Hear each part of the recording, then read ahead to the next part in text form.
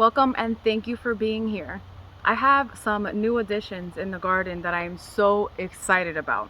So I was driving around with my daughter the other day and we passed by one of our local plant nurseries, and I was inspired to purchase some fig trees. Ben at Eritabe Gardens seems to be a fig master. He's grown hundreds of varieties on his property, and I was inspired to get some of my own.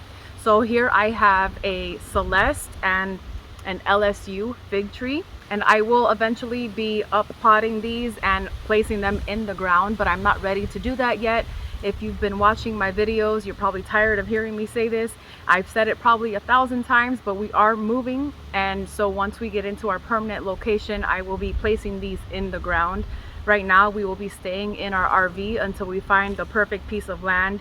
We will most likely be moving to zone A. Right now we are in zone B. We are looking over in the Dunellen or Ocala area. So until that happens and I'm ready to place them in the ground, these babies will stay right here in their pots, and I will love and care for them until the time is ready. But I'm so excited to be growing these.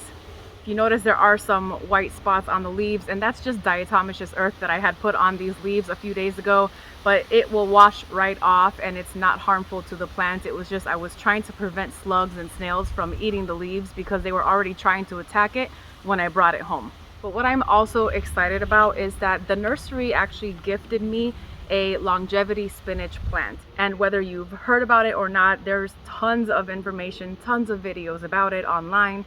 But this is a powerhouse of nutrition and it has so many medicinal qualities. It's not actually spinach. This is technically a semi-succulent vining plant, and it is native to Southeast Asia, China area, and even Africa, and it thrives really well in tropical and subtropical climates. Although it can do well in other areas, it does super well in those climates. It is a perennial and it grows really well in part shade or part sun.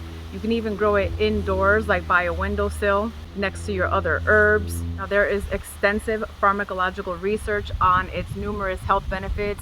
One being that it prevents cancer cells from spreading or multiplying at its initiating stages. It's great for heart health, so it prevents heart disease.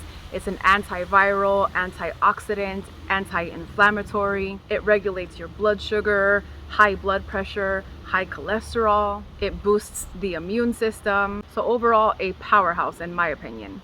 Now, if you place it into a larger container, it will just kind of vine out and spread in the container.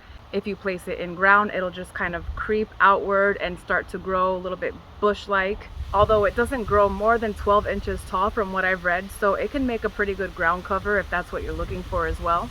When you're ready to harvest it, you'll want to harvest and cut right above one of the nodes. And if you see here, we've got a node right there. You can cut right above it, and then these leaves will kind of just branch out and it'll spread out and promote a more bushier growth. And then if you want to propagate it, it's super easy to do.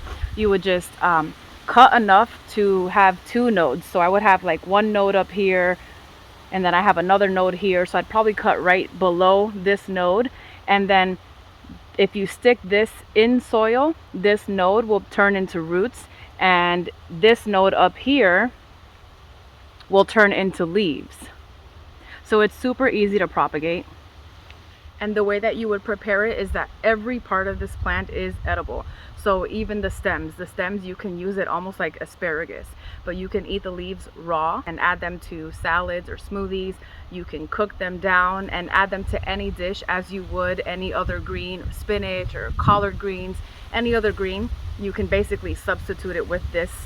So I will make sure that I grow it in a larger container for now, and when we get to the new location, I will place it in the ground so that it can spread a little bit. I want enough of this to be able to harvest whenever I want throughout the year.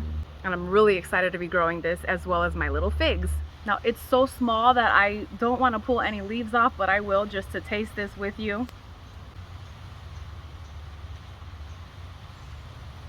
It has a slightly stronger flavor than spinach. It's not too strong, not too green on the palate, if that makes any sense. And because it's considered a semi-succulent, there's more of a bite or a crunch and moisture inside the leaves, but it's really pleasant. It doesn't have a really strong flavor, and I can see this going really well in so many dishes. So I hope that you enjoyed this video, and I wish you a wonderful, beautiful day. Thank you so much for sticking around. Until next time.